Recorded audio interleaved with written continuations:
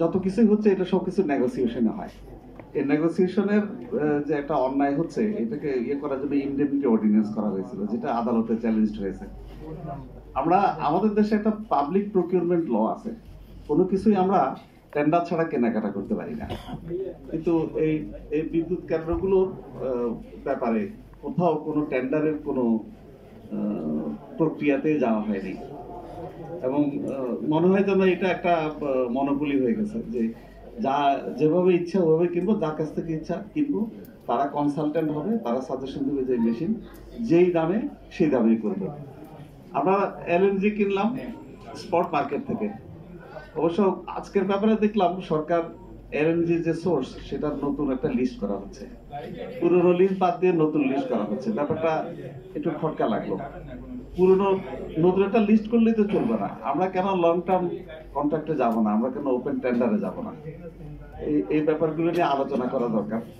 তো এর সাথে সাথে শুধু এক দুইটা তথ্য দিয়ে শেষ করি, সেটা হচ্ছে যে গ্রামীণ শক্তি এই অর্গানাইজেশনটা নাকি পৃথিবীতে সবচেয়ে বেশি সৌর চুলার ইয়ে দিয়েছে, সাপোর্ট দিয়েছে, ফিনান্স করেছে বিভিন্ন গরিব লোকের গ্রামের বাড়িতে।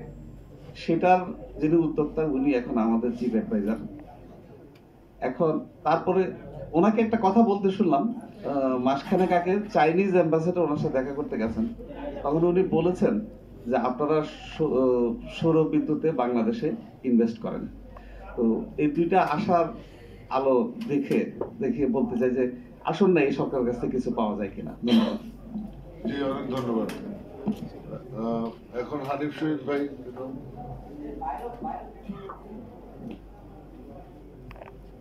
ধন্যবাদ। আমি হানিফ শহীদ, ধরার সাথে আমি কাজ করি। বাংলাদেশের এনার্জি মাস্টার প্ল্যান নিয়ে এবং কয়লা ভিত্তিক বিদ্যুতের বিষয়াদি নিয়ে প্রফেসর আনু মোহাম্মদ সাহেবের পা ভেঙে দিয়েছিলেন একবার সরকার।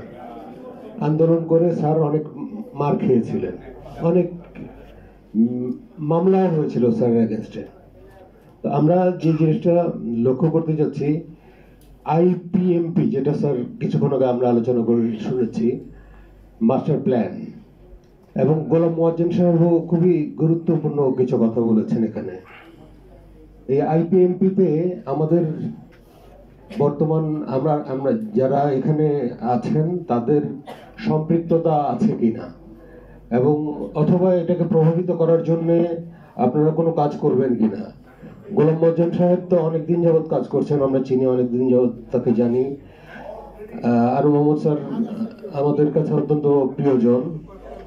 আমরা কি এই আশা করতে পারি যে সরকারকে প্রভাব বিস্তার করার জন্য অথবা চাপ প্রয়োগ করার জন্য আগামীতে রিনিউয়েবল এনার্জিতে আসার জন্য আপনারা কোনো সহায়তা করবেন, এবং সিপিডি কোনো উল্লেখযোগ্য ভূমিকা রাখবে কিনা?